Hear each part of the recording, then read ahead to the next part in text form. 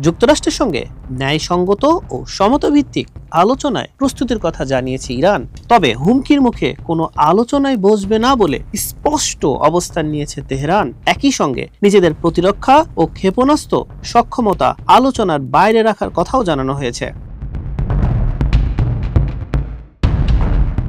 তুরস্ক সফরকালে দেশটির পররাষ্ট্রমন্ত্রী আব্বাস আরাকচি বলেন, যুক্তরাষ্ট্রের সঙ্গে আলোচনায় বসতে ইরানের কোনো আপত্তি নেই, তবে হুমকির ছায়ায় কোনো আলোচনা সম্ভব নয়। তুরস্কের পররাষ্ট্রমন্ত্রী হাকান ফিদানের সঙ্গে যৌথ সংবাদ সম্মেলনে তিনি আরও জানান, ইরানের প্রতিরক্ষা ও ক্ষেপণাস্ত্র সক্ষমতা কখনোই আলোচনার বিষয় হবে না। দেশের নিরাপত্তা রক্ষায় প্রয়োজন অনুযায়ী প্রতিরক্ষা শক্তি বজায় রাখা ও আরও জোরদার করা হবে বলেও মন্তব্য করেন তিনি। এদিকে আল জাজিরা বলছে, মার্কিন প্রেসিডেন্ট ডোনাল্ড ট্রাম্প ইরানকে একটি সময়সীমা বেঁধে দিয়েছেন, কিন্তু সেই সময়সীমা সম্পর্কে কেবল ইরানই জানে। 2018 সালে ট্রাম্প একতরফাভাবে ইরানের সঙ্গে আগের পরমাণু চুক্তি থেকে সরে আসেন। ওয়াশিংটন তেহরানকে সব ধরনের ইউরেনিয়াম সমৃদ্ধকরণ কার্যক্রম বন্ধ করার জন্য চাপ দিচ্ছে। যদিও যুক্তরাষ্ট্রের পারমাণবিক অস্ত্র তৈরির অভিযোগ ইরান বরাবরের মতোই অস্বীকার করে আসছে।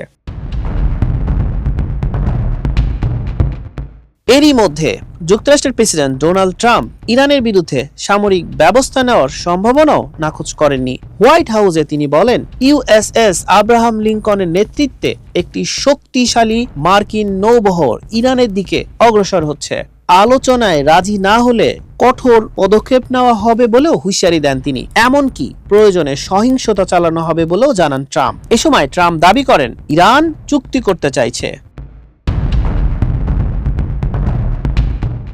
এই উত্তেজনাকর পরিস্থিতি প্রশমনে কূটনৈতিক উদ্যোগ নিয়েছে তুরস্ক সহ মধ্যপ্রাচ্যের কয়েকটি দেশ। তুরস্কের president Recep Tayyip Erdogan Iran ও যুক্তরাষ্ট্রের মধ্যে মধ্যস্থতার আগ্রহ প্রকাশ করেছেন।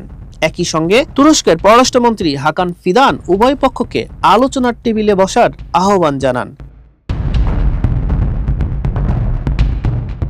বিশ্লেষকদের মতে আলোচনার পথ খোলা থাকলেও সামরিক হুমকি ও কঠোর অবস্থানের কারণে এই সংকট সহজে সমাধানের সম্ভাবনা কম। মধ্যপ্রাচ্যে এই উত্তেজনার পরিণতি কি হতে পারে সেই দিকেই তাকিয়ে রয়েছে বিশ্ব।